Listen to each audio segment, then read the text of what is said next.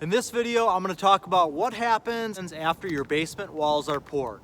So here we are at a foundation. This was poured just a couple of days ago, and the next thing that they do after they pour the basement walls is they come back the next day and they strip all of the forms away. After that, they put up insulation board against the outside of the foundation, and some builders do this differently. Some don't insulate the outside, but then they'll put insulation on the inside of the foundation. Now, looks-wise, this is the way to go, and this is a 1-inch thick styrofoam insulation board. After the foundation gets poured, there's actually going to be a 7 to 10 day period in which the concrete wall sits to cure. So it's going to dry out. And in the winter time, what they do is they use a heated concrete mix and they add a chemical additive to the mix that allows it to dry faster. But either way, you want to give it 7 to 10 days before the excavator comes back out and backfills. The other thing that we did with this particular foundation, we started to get some water in this hole and we dug it. And we determined that the water wasn't just coming in from underground, but rather just about 3 feet down below the ground, which means that at all times there's going to be water that's running up against this foundation. Now, not a heavy flow of water, but it's very sandy soil here. As you can see, sand is a perfect conduit for water. So if you've got a wet area that you're in and sandy soil, the water is going to follow the veins of sand, and in this case, once it gets backfilled, you're going to have water that wicks up to the basement walls. And again, it's not a heavy stream of water that you're going to get, but enough to where you want to make sure that your walls are protected. You can't see it here, but what they did on the outside of the foundation before they insulated is they applied a waterproofing material that is called Tough and Dry. This has a 15-year warranty with it. So if you are in an area where you think you might be susceptible to, water running up against your basement wall or just a wet area in general, I think it's a good idea to have that done. In this case, it was about $2,000 to do that. So for a 15-year warranty, or basically guarantee that you're not going to have water penetrating your walls, and to protect the walls for $2,000, it's the right move to make.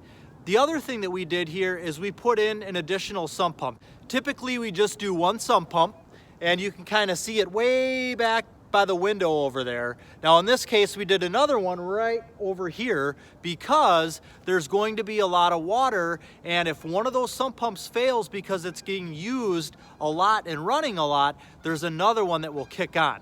The other thing that we're going to do in addition to that, we got one loner goose here. Okay. The other thing we're going to do in addition to that is put a battery backup on one of the sump pumps.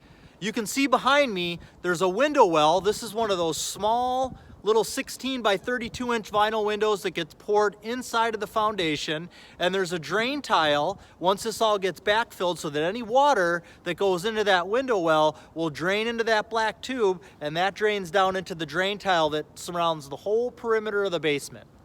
The other thing that they come back and do is they brace the foundation. So you can see behind me there's a 4x4, and there's actually a number of those bracing long stretches of wall. Because the next thing that's going to happen is the excavator is going to come here, he's going to push all this dirt back in, and you want to make sure that the walls are braced just in case it's not completely dry yet. You don't want to have any issues with the cave-in. You can see some of the water that's filled up in the hole there, thus the need for the two sump pumps. You can see how sandy some of this soil is. In fact, some of this is just pure sand, and we are very close to Lake Michigan, so it's not an uncommon thing around here. So with this particular hole, you can see it's pretty wet. I'm down at the bottom here. This is really, really wet. In fact, as I squeeze it, I get water that comes out of it. Now it's like that all the way up to about this point right here, and then it starts to dry up. So what's going to happen is once this gets backfilled, you can tell that you've got the water that's wicking through the sand, and this goes all the way around the foundation, and that's going to end up sitting up against this insulation and then could ultimately soak through the basement wall. Now in this case we waterproofed it, so we won't have that issue. Another cool thing to think about adding to your basement would be an egress window.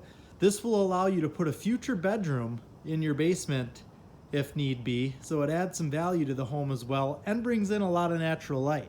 Well, that's going to do it for this video. Let me know if you have any questions about your basement, what's going to happen with the basement, how the basement's poured, anything along those lines. I hope you enjoyed the video. Take care and share this with somebody who might find it useful. Thank you.